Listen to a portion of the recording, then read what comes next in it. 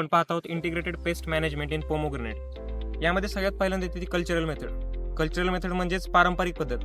आता पारंपरिक पद्धतीमध्ये पिकिंग अँड डिस्ट्रक्शन ही सगळ्यात जुनी पद्धत आहे आणि साधी आणि सोपी पद्धत जी की शेतकरी सर्रास वापरतात। यामध्ये आपण करतो काय, जे की डाळिंबाचे कीड लागलेली फळे असतील, आता कीड लागलेच म्हणजे काय, पिन बोरर असतील किंवा short hole borer, fruit fly असतील, ते फळांना दंश करतात। त्याच्यामुळे फळांमध्ये त्यांची अंडी किंवा कोश म्हणजे एग्स किंवा प्युपा सापडतात आणि असे एग्स किंवा प्युपा दुसऱ्या फळांना बाधित करण्यासाठी सुद्धा म्हणजे बाधित करू शकतात। त्यामुळे अशी जी फळं आहेत ती फळे घेतली आपण आणि केरोसिनयुक्त पाण्यामध्ये जर टाकली तर ते प्युपा आणि अंडी पूर्णपणे मरून जातात। याच्यानंतरची मेथड आहे racking in soil. Racking in soil आपण दातुळ्याच्या सहाय्याने झाडाच्या खोडाची भोवती जमीन भुसभुशीत करतो। त्यामुळे काय होतं, झाडावर असणारे फ्रूट फ्लाईज ह्यांचे प्युपा हे सॉइल मध्ये असतात, ते डायरेक्ट सूर्यप्रकाशाच्या कॉन्टॅक्ट मध्ये आल्यामुळे ते डायरेक्ट नष्ट होतात। यानंतर पुढची मेथड आहे क्लीन कल्टिवेशन। क्लीन कल्टिवेशन मध्ये आपण अल्टरनेट होस्ट जसे की गुळवेल, वासनवेल हे फील्डमधून काढून टाकतो। गुळवेल आणि वासनवेल हे फ्रूट सकिंग मॉथ यासाठी अल्टरनेट होस्ट म्हणून काम करतात। यानंतर पुढची कल्चर मेथड आहे स्मोक इन पोमोग्रेनेट। या पद्धतीमध्ये बागेमध्ये औषधी गुणधर्म असलेल्या वनस्पतींच्या पानाचा धूर केला जातो। या धुरामुळे जे निशाचर इन्सेक्ट रात्री ऍक्टिव्ह होतात त्यांचे सेन्सरी ऑर्गन डॅमेज होतात आणि डॅमेज झाल्यानंतर या इन्सेक्टचा आपल्या बागेमध्ये प्रादुर्भाव कमी दिसून येतो। यानंतरची पद्धत आहे टेंबा पद्धत। या पद्धतीमध्ये मशालीचा प्रकाश तयार करून आपल्या बागेमध्ये ती लावली जाते, जेणेकरून त्याच्या प्रकाशाने इन्सेक्टचे डोळे चमकतात। डोळे चमकल्यानंतर ते आपल्या निदर्शनास येतात। निदर्शनात आल्यानंतर आपण ते कलेक्ट करू शकतो व डिस्ट्रॉय करू शकतो।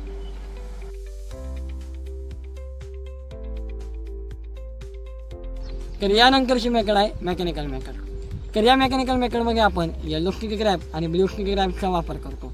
येलो स्टिकी ग्रॅप हे ॲफिड, जॅसिड आणि व्हाईट फ्लाय कंट्रोल करण्यासाठी वापरतात, तर ब्लू स्टिकी ग्रॅप हे आपण क्रेब्स कंट्रोल करण्यासाठी वापरतो। हे स्टिकी ग्रॅप जे आहे आपण एकरी 4 ते 5 वापरले पाहिजे।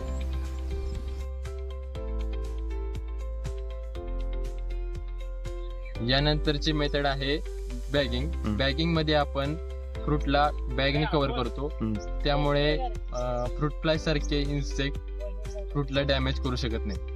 तर मेकॅनिकल मेथड्स मध्ये यानंतरची मेथड आहे application of fruit fly trap. Fruit fly trap आहे ते 3 ते 4 प्रति एकर या रेटने आपण शेतामध्ये अप्लाय करतो। फ्रूट फ्लाय ट्रॅप आपल्याला 350 ते 400 एवढ्या रेटमध्ये कृषी सेवा केंद्रामध्ये मिळून जातात। आता या फ्रूट फ्लाय ट्रॅपकडे ज्या फळमाशी आहेत ज्यांचा प्रादुर्भाव डाळिंबाच्या शेतीमध्ये मोठ्या प्रमाणावर असतो त्या आकर्षित होतात आणि तिथेच अडकून पडतात। आणि याचा सर्वात चांगला फायदा असा की आपण जे रासायनिक औषधांची फवारणी घेतो शेतामध्ये त्यांचं प्रमाण कमी होतं, त्यामुळे आपली फळे रेसिड्यू फ्री राहतात।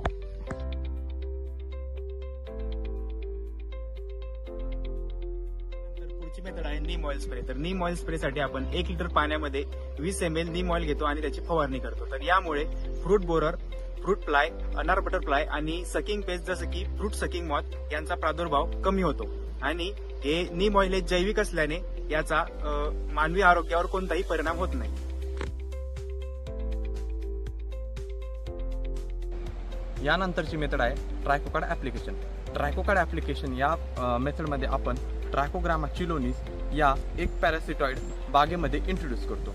हा एक पॅरासिटॉइड फ्रूट बोरर या कीटकाच्या अंड्यावर आपली अंडी घालतो आणि त्याची अंडी नष्ट करतो। हा ट्रायकोकार्डचा ऍप्लिकेशन रेट हा आपल्याला 1 ते 1.5 लाख अंडी पर हेक्टर एवढा पाहिजे। तर एका ट्रायकोकार्डमध्ये 25,000 अंडी असतात, तर 1 हेक्टरसाठी आपल्याला 6 ट्रायकोकार्ड गरजेचे आहेत।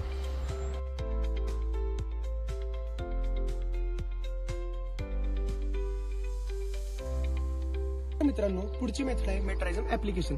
आपण मेट्रायझम व्हाईट फ्लाय, थ्रिप्स, ऍफिड्स आणि जॅसिड यांचा प्रादुर्भाव कमी करण्यासाठी वापरू शकतो। आपण 1 किलो मेट्रायझम 200 लिटर पाण्यामध्ये मिक्स करून स्प्रे करू शकतो। तर मित्रांनो, पुढची मेथड आहे पॉइझन बेट.